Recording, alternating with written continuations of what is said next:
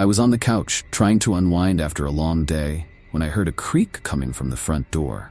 The sound was subtle, as if someone were slowly turning the doorknob, trying not to make any noise. A chill ran down my spine, and my body tensed up. At first I thought it was just my imagination, maybe just a random sound from the old house, but then I heard the faint click of the door opening. I froze, paralyzed in place. My mind was racing, trying to find a logical explanation. I was alone. I was certain I'd locked the door earlier. I looked towards the hallway that led to the entrance. A heavy darkness filled the space, making it impossible to see anything. My heart was pounding harder with each passing second, and my breathing became heavier. I stood up slowly, trying not to make any noise. I reached for my phone on the coffee table, but my hands were shaking so badly that I almost dropped it. Somehow, I still didn't have the courage to look directly at the door. Something inside me was screaming not to do that. The door closed slowly, with a high-pitched creak as if someone had just stepped inside. The silence that followed was deafening. I knew I was no longer alone. The silence in the house seemed to pulse, dense and suffocating. I was trapped between the fear of looking down the hallway and the certainty that, with each passing second, something, or someone, was getting closer to me. My heart was beating so hard I could barely hear my own thoughts. Every fiber of my being was screaming at me to do something, anything, but my feet were glued to the floor. I took a deep breath, and with a forced sense of courage, took a step towards the hallway. The faint creak of the wooden floor beneath me was barely audible, but it seemed to echo throughout the empty house. I held onto my phone so tightly that my hands ached. I didn't know if I should call someone or face whatever was there. Maybe it was just a mistake. Maybe I'd left the door unlocked and the wind had pushed it open. That's when I heard footsteps. Light, slow, coming from inside the hallway. It seemed impossible. It was as if someone were walking barefoot, dragging their feet, but the rhythm was strange, irregular, as if the person's gait was wrong, clumsy. Fear exploded within me, and my mind went into panic. What was I thinking? There was nothing natural about that sound. I knew that, but a part of me still clung to a small hope, trying to rationalize the inexplicable. And then, suddenly the hallway light flickered. For a second, I saw it.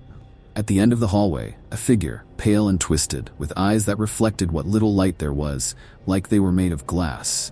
It was standing there, staring at me, its head tilted in an odd way, its body nearly bent at impossible angles. I knew, in that moment, it wasn't human. It couldn't be. The light flickered again, and the figure vanished.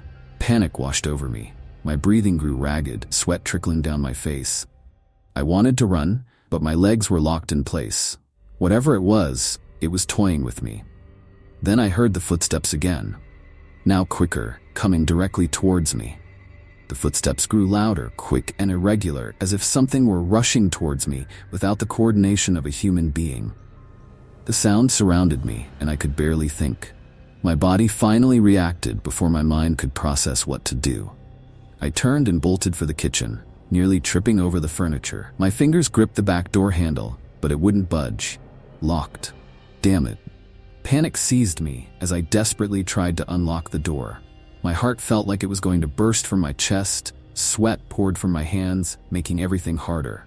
For a second, the sound of the footsteps stopped. I turned slowly, the kitchen light flickered, and for a brief moment I saw the same figure again. This time it was much closer. Its face was deformed, as if the skin were stretched over angular bones, its eyes fixed on me, empty yet full of an intent I couldn't understand. A strong, musty smell filled the air, suffocating. My body acted on pure instinct. I grabbed the first thing within reach, a kitchen knife, and held it tightly, but I knew it was useless. Whatever it was, a blade wouldn't stop it. And then, as if waiting for the perfect moment, the figure took a step forward. The light flickered once more, and suddenly, I felt a presence behind me. A chill filled the room, and I barely had time to react before I felt pressure on my back, like invisible fingers digging into my skin, paralyzing every muscle. My body became immobilized, trapped in that moment of sheer terror. That's when I heard the following words in my head. "You let me in." I didn't know what it meant, but in that moment, I realized the worst. Whatever it was, it had no intention of leaving, and it wouldn't let me go. I woke up with a start, a sharp pain in my back, intense enough to pull me out of what felt like a deep sleep. My body felt heavy. Every movement demanded an absurd amount of effort. I sat up on the couch, gasping, trying to understand what had just happened. The room was exactly as I'd left it before everything, or rather, before that horrible nightmare. I rubbed my face, trying to compose myself. The fear was still fresh in my mind, but now, under the morning light streaming in through the windows, it seemed less real, as if it had just been a dream. But the pain in my back was unbearable, a constant ache that intensified with each deep breath. It was just a nightmare, I told myself, trying to calm down. Just a nightmare. I headed to the bathroom, thinking maybe a shower would help me pull myself together. When I turned to the mirror, I saw my reflection. My face was pale, my eyes tired, but that wasn't what worried me. I turned slightly, and that's when I noticed the marks. On my back, there were deep, dark bruises, like finger marks, as if something or someone had gripped me tightly. I touched the bruised skin, and a wave of pain shot through my body, making me instinctively pull back. I looked again, closer, almost expecting the marks to disappear, hoping it was some trick of my mind, still shaken by the nightmare. But they weren't. The marks were there, imprinted on my skin. My heart began to race again, and the sense of panic returned like a rising tide. That's when a horrible thought crossed my mind. What if it hadn't been a dream? What if something had really come into my house? Something that might still be here, hidden, watching.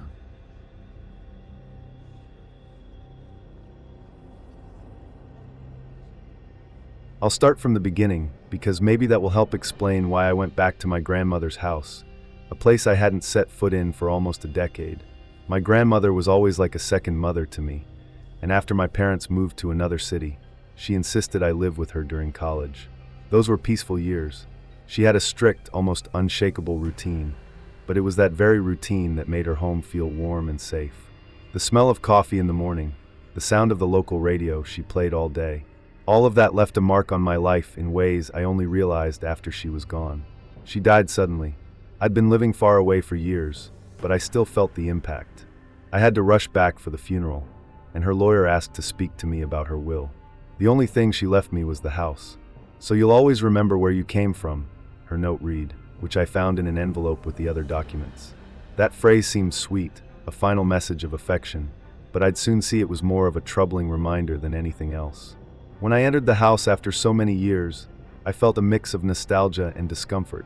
It seemed as if nothing had changed. I arrived exhausted, emotionally drained, and physically worn out from the trip. I spent the day alone, sorting through her things, organizing papers, emptying drawers, sifting through boxes of old photos and keepsakes that she had cherished with almost superstitious reverence. I tried to stay focused on the task, but her absence hung heavily around me the whole time. It felt as if every room held something stuck in it, a sensation that's hard to explain, as if the air was charged.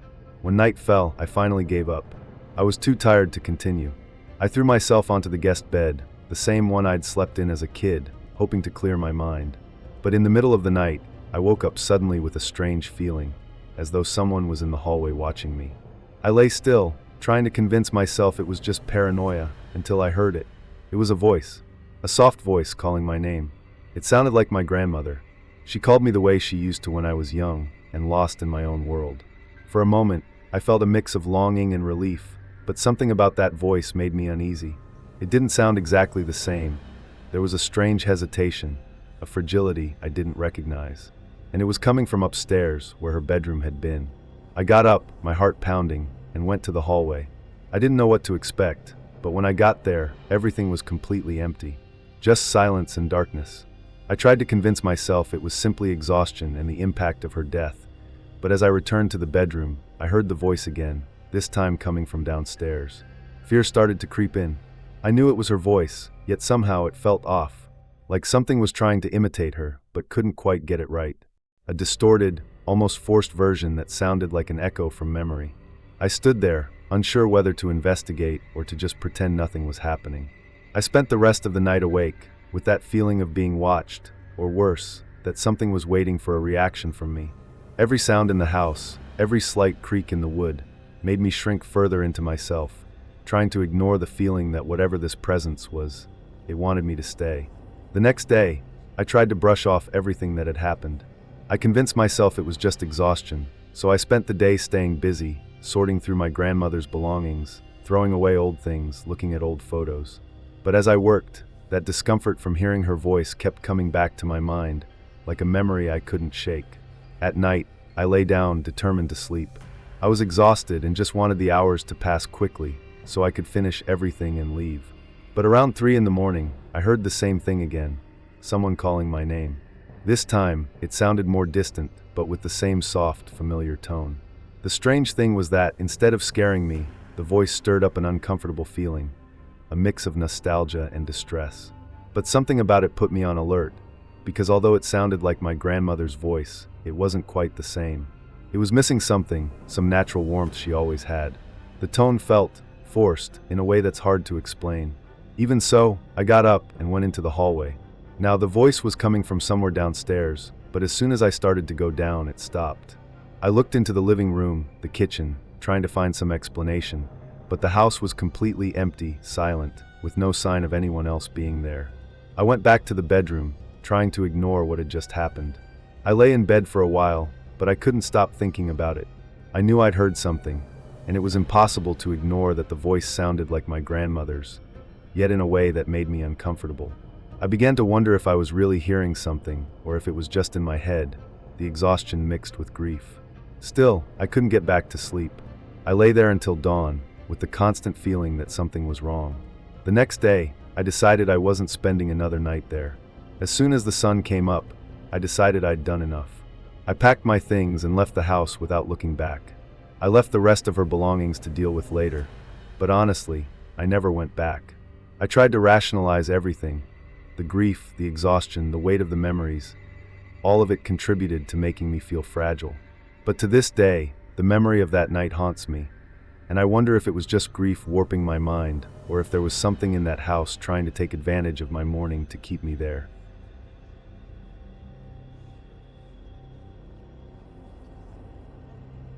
I live alone in a house in a quiet neighborhood. I enjoy my routine, having things just the way I like, and living without disturbances. My home is airy, bright, and comfortable, exactly the kind of place I've always wanted. The house has a glass door that opens onto a small backyard, bordered by a low fence that separates it from the neighbor's yard. At night, the neighborhood is calm and silent, with only a few streetlights. This, most of the time, gives me a sense of peace. Since I've always lived alone, I take a few precautions. I lock all the doors, keep security cameras installed at both the front and back doors, and never leave windows open at night. I've heard a few stories about break-ins in the area, so I prefer not to take any chances. In any case, I've never had any issues. It all started subtly. One night, while I was in the kitchen making dinner, I glanced absent-mindedly at the back door and had the feeling that someone was there. Just a vague shadow, like a figure standing outside, almost hidden in the dark. I stared for a few seconds, trying to focus, but I didn't see anything concrete. I thought it was my imagination or just some silly reflection, maybe from a streetlight or a tree in the yard. But it started happening more often. I could swear that almost every night, a shadow appeared there, as if someone was watching me through the door. I tried to ignore it, convincing myself it was just in my head. But the feeling that I wasn't alone became harder and harder to ignore. It no longer seemed like just a simple reflection. One night, while washing dishes, I saw something that made me freeze. Through the reflection in the kitchen window, I could clearly see a shadow standing still outside the back door. I immediately turned to look, but there was no one there. My heart raced, and for a moment, I stood completely still, unsure of what to do. I went to the door, approaching slowly, trying to take deep breaths and convince myself everything was fine. I opened the door and looked around, but there was no one. Yet the feeling of being watched grew stronger every night. The presence at the back door became a disturbing routine. I began to hear faint knocks, almost like someone tapping lightly on the wood, deliberately. Sometimes, there were whispers, so quiet I could barely make them out, like a hoarse, distant voice trying to call me. The first time, I thought it was the wind, but the sound was too specific, too intentional. I didn't know what that presence wanted or why it was there, but I knew it wasn't just my imagination. I decided to check the security camera I'd installed out back.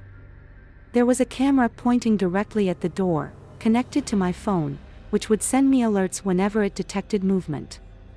I didn't usually review the recordings, but that night, something told me I should. When I opened the app, I noticed the camera was offline, disconnected for no apparent reason. That bothered me because I'm always careful with my home's security, and the camera had never failed before. I reconnected the camera and decided to watch the older videos to figure out when it had stopped working. After fast-forwarding through several minutes of footage, I finally found the last video before the camera disconnected. And in that video, I saw the shadow of a man. He was standing, back to the door, but looking straight at the camera. It wasn't just a vague shadow, I could make out the silhouette of a tall man with broad shoulders, staring at me through the camera. That image left me stunned. I deleted the video and, in a panic, almost removed the camera entirely. After that, I locked every door and window and avoided going near the backyard for a few days. I tried to stick to my usual routine, but I was always on high alert, listening for any noise or movement in the house. I didn't tell anyone, thinking they'd just call me paranoid. For a whole week, everything went back to normal. The presence at the back door disappeared, and the yard was quiet. I even started to believe that it had all been a misunderstanding or some tasteless prank. I went back to my routine, convincing myself that maybe it was all just my imagination. But later that week, something happened. I was coming home on a Friday night, already late. The neighborhood was silent, all the houses dark except for one or two lights still on. As I passed a house on the street behind mine, I saw a figure standing outside a window. It was a man. He was leaning in, peeking through someone else's window, exactly like I had seen him at my back door. I was in shock, unsure whether to approach or pretend I hadn't seen anything. He stood there, motionless, watching the inside of the house, and it sent a chill so deep that I could barely breathe. I drove by slowly, trying to make sense of what I was seeing until he seemed to notice my presence. For a second, his head turned in my direction, and I was certain it was the same figure I'd seen in the footage. I slammed on the gas and drove straight home, heart pounding, locking every door and window as soon as I got inside. I spent the night wide awake, thinking about who or what that person could be, or if it was even really someone. I couldn't shake the memory of his face looking at me through the camera, the way he seemed to know where I was, and now the way he was peering into another house as he had into mine. I reported it to the police the next morning, but without solid evidence, they couldn't do much besides say they'd patrol the area more frequently. Since then, I haven't seen the man again. But the feeling that someone's watching hasn't entirely gone away. I avoid the back door, keep the windows covered at night, always afraid I'll see him there again. I don't know who he was or what he wanted, but the image of that man watching me through the window, standing like a shadow, still haunts me. I keep wondering if he's someone real, someone who could show up again, or if he was something much worse.